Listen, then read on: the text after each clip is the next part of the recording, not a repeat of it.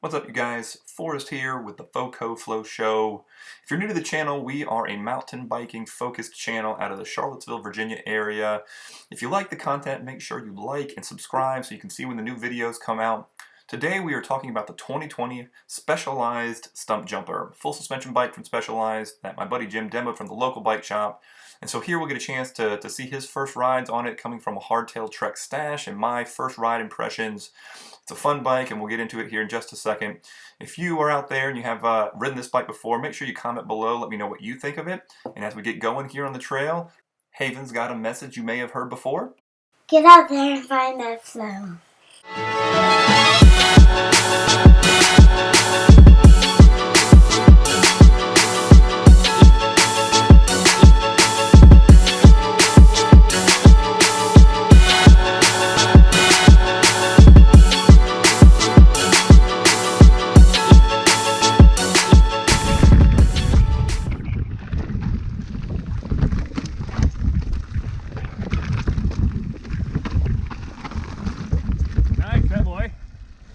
Real nice. So as we see Jim here tackling the train at Walnut Creek for the first time on a full suspension bike in a really long time, you're going to see him taking a couple of different lines that maybe he wouldn't have taken. He was going out of his way to take sort of the bad line, the chunkier line on this bike to see how it performed. So we'll watch him take a crack at it here, and then we'll chime back in after his ride to look at some of our specs and first impressions, especially after I get a chance to ride it as well.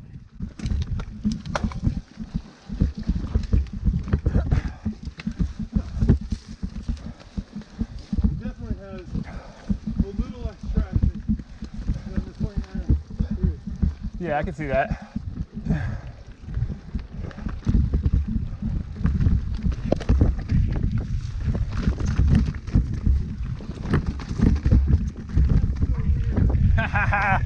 It soaks it up, doesn't it? It just soaks it up. Go through that chunk, baby. Just go right through it.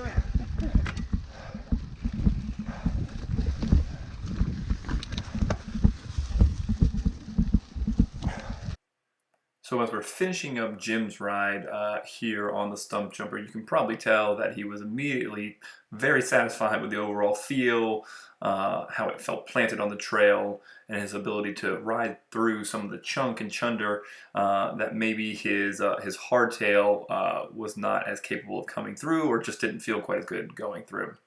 So as we look at the bike itself, the bike that we were demoing was the 2020 Stumpjumper Comp Alloy 29er. Which means it's got 29-inch wheels, and it's the regular trail bike. They also offer a short travel version of the bike and an Evo long slacked out version of it. This one has 150 millimeters of front travel with a Fox Rhythm fork, and then 140 millimeters of Fox DPS Performance rear travel.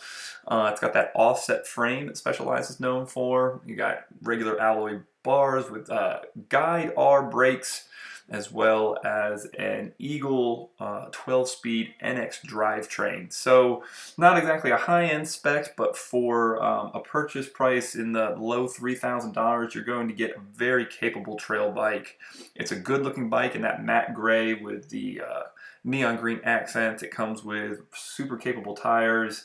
Kind of your entry-level Specialized sealed cartridge bearing hubs, and interestingly they stuck with the 51mm offset as opposed to the shorter offset forks that we see on some of the higher end trail bikes. So next up we'll look at my ride impressions as we swap bikes, and Jim hopped on the Ripmo and I gave it a crack on the Stumpjumper. Alright, Stumpy, here's your made of. NX, some guides. Used to be the on-off feel of the guides.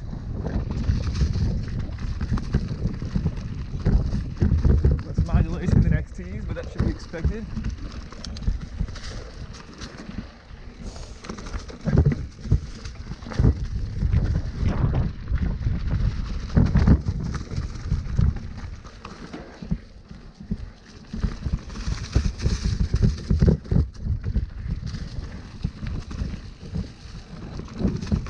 Planted. Good.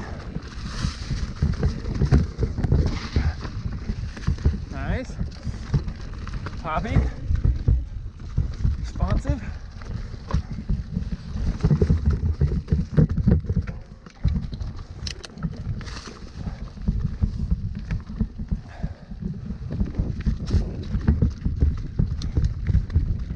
So we get going here. It really is good at cornering.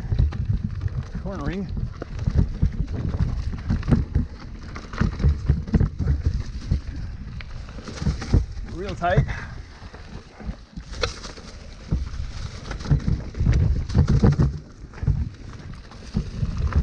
A little bit loose there.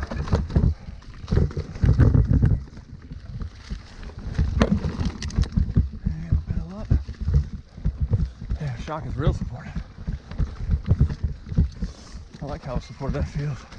It feels like the Ripmo in a firm pedal position.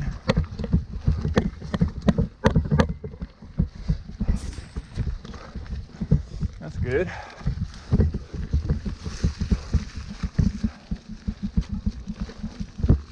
Pedaling up, still good.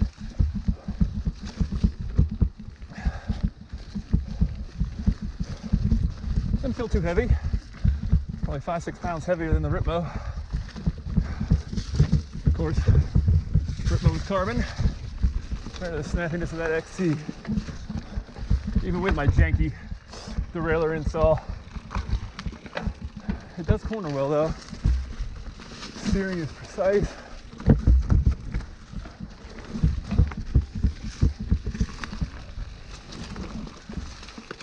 Real easy to mash the pedals.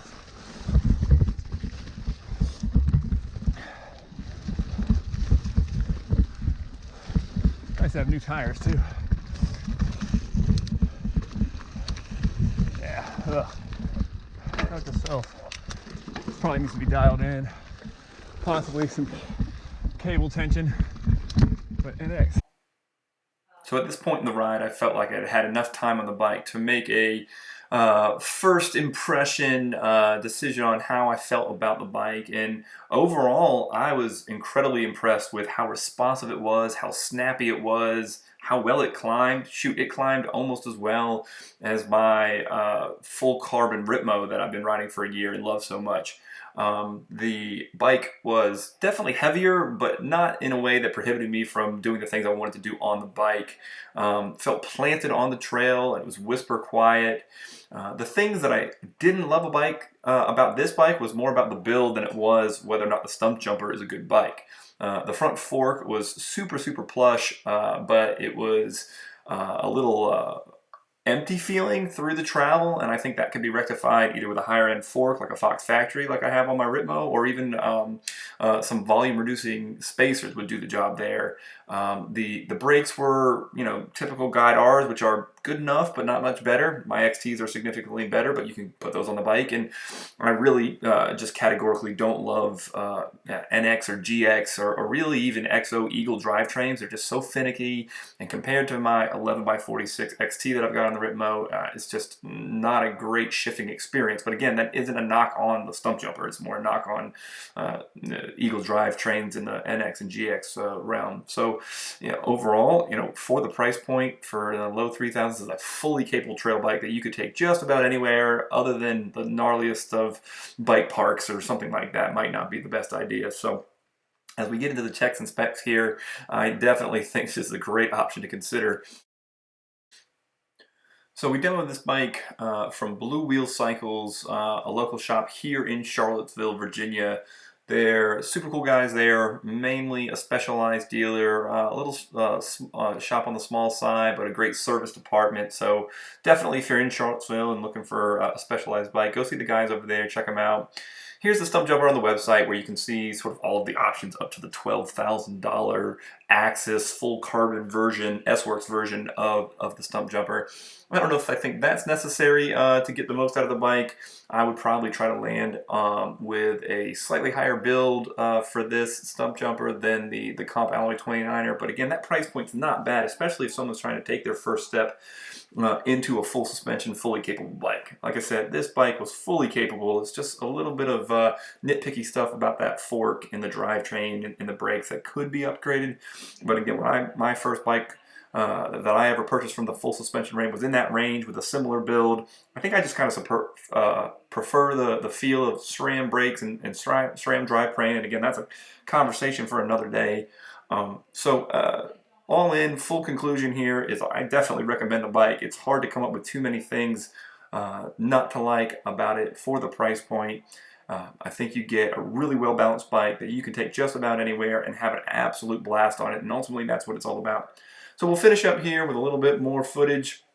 If you're out there in Charlottesville, you're at Walnut Creek, or you have some of these other trails, give me a shout. Comment below if you've got different impressions of the Stumpjumper or other bikes that are better or worse than it for the price point. And if you see an opportunity to get out there, let's go find that flow.